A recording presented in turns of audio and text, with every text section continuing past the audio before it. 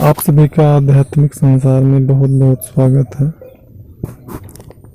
नवरात्रि आ रही है, सभी साधक और साधिकाएं अपने अपने साधनाओं की तैयारी में लगे हैं कि किसी प्रकार की कोई भूल चूक न हो और हमारी साधना निर्बाध रूप से पूर्ण हो। सभी अपनी अपनी सामग्रियों की व्यवस्था कर रहे हैं और सभी साधकों को निर्देश भी दे रहे हैं कि जिनको भी सामग्री वगैरह यदि हमसे लेना है तो 10 तारीख या 11 तारीख तक ही उनकी रिक्वेस्ट को एक्सेप्ट किया जाएगा, स्वीकार किया जाएगा। अन्यथा सामग्री वगैरह हमारे द्वारा नहीं दी जा सकेगी। इसके लिए हम पहले से ही बता दे रहे हैं। कुछ हमारे साधक या साधिकाओं का ऐसा भी सोचना होता है कि यंत्र जो होते हैं वो उनके इतने ज़्यादा पैसे क्यों होते हैं।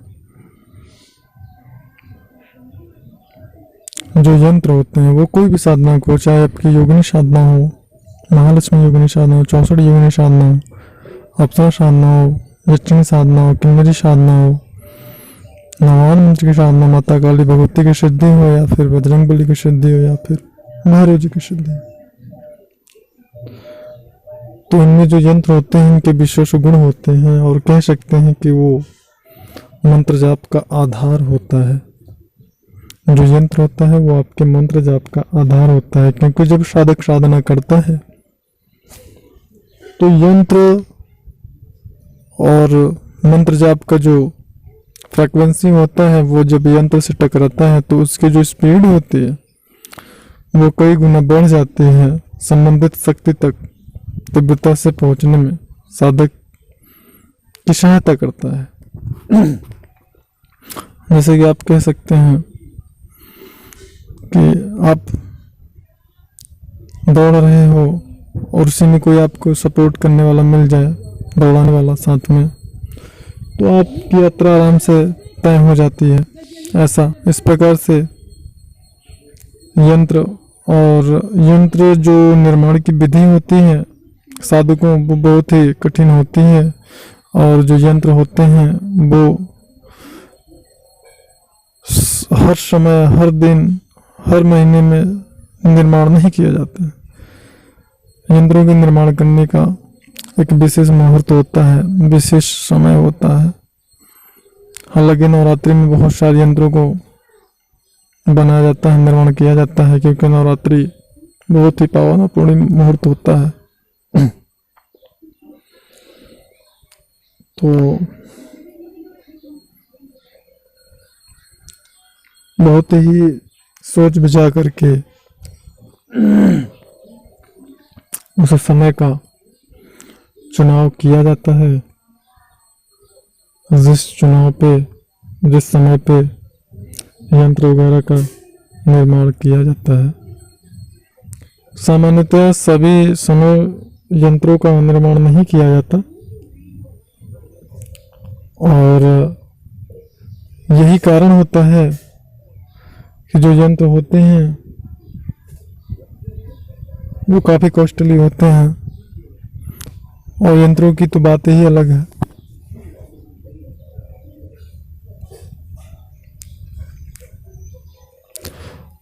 साधक या साधिका को तो बस यही समझ में आता है कि ये तो पीतल का टुकड़ा है या तांबा का टुकड़ा है या लोहे का टुकड़ा है, लेकिन वास्तव में ऐसा नहीं होता है। प्राण प्रतिष्ठा एक विशेष प्रक्रिया होता है जिसके द्वारा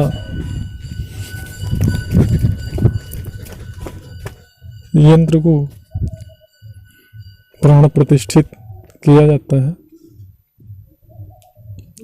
और बनाया जाता है। दूध तो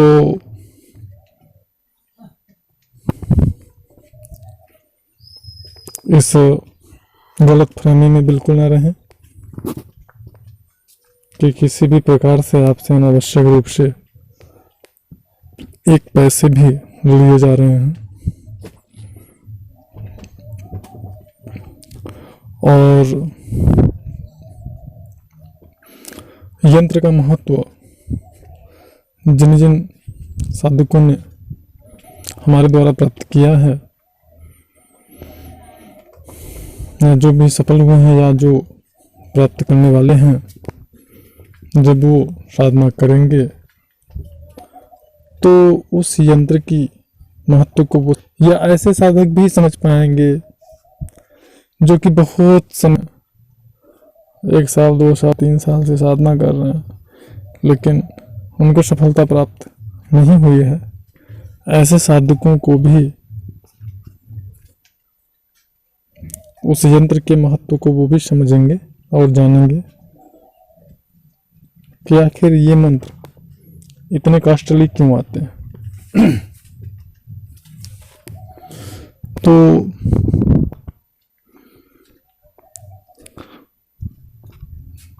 सभी साधकों को, कुछ साधकों की सामग्रियां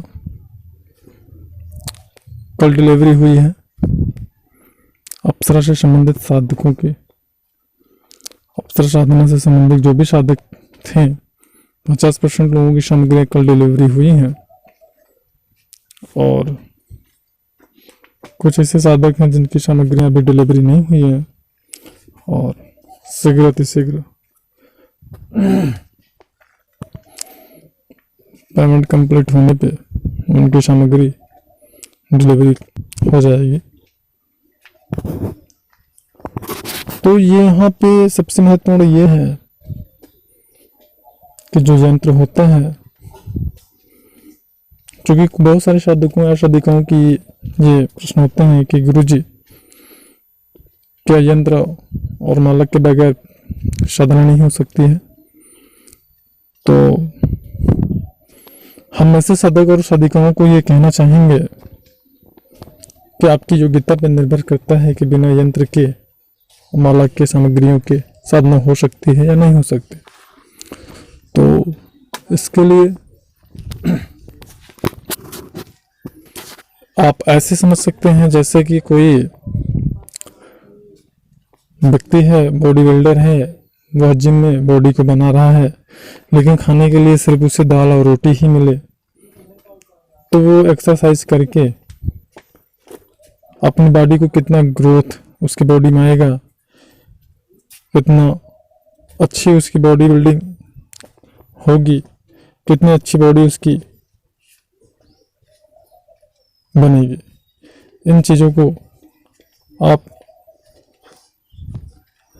बिना यंत्र और माला के साधना करने के प्रश्न के एवज में इस उदाहरण को आप समझ सकते हैं। तो इस प्रकार से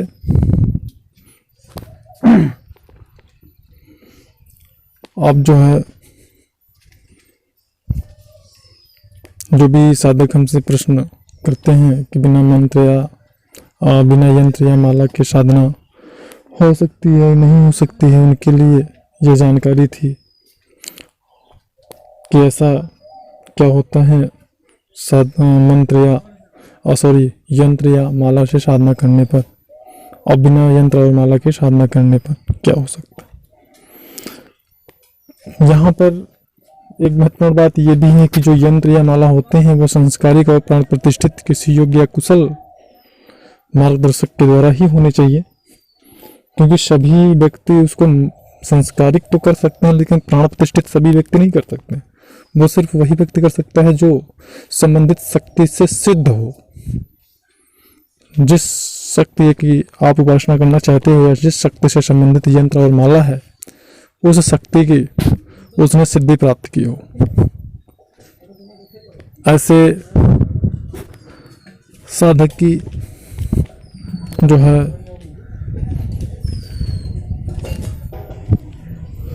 द्वारा प्राण प्रतिष्ठित जो यंत्र या माला होंगे वही पूर्णतः प्रभावी होंगे, अन्यथा वो माला या यंत्र पूर्ण प्रभावी नहीं होते हैं और साधक को असफलताओं का सामना करना पड़ता है। तो इन सभी चीज़ों का विशेष ध्यान देना चाहिए और ऐसी गलतियों को नहीं करना चाहिए। तो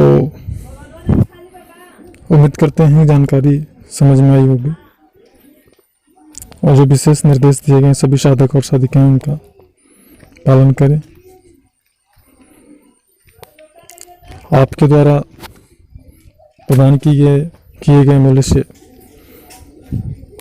साधनाओं में आपके द्वारा की गई गलतियों की भरपाई भी आपके मार्गदर्शक या गुरु के द्वारा किया जाता है। इन बातों को समझने का प्रयास करें, अन्यथा यदि सामग्री स्वतः ही अगर व्यवस्थित कर पाते हैं तो भी जहाँ तक हो सकेगा जिन भी साधक साधिकाओं का जो भी सहयोग जिस भी साधना में करना चाहते हैं उसमें वो सहयोग उन्हें निश्चित रूप से प्राप्त होगा, इसमें कोई संदेह नहीं है। अगर चैनल पर नए हैं तो चैनल को सब्सक्राइब और बेल आइकन को इनेबल कर सकते हैं ताकि लेटेस्ट अपडेट्स अपडेट है। और जानकारी अच्छी लगी हो तो वीडियो को लाइक जरूर करिएगा। हमारे चैनल पर तो वास्तविक और सत्य जानकारी ही प्रकाशित होती हैं जो कि किसी सोशल मीडिया, किताबी विज्ञान और कई सुनी बातों से जिनका कोई संबंध नहीं होता।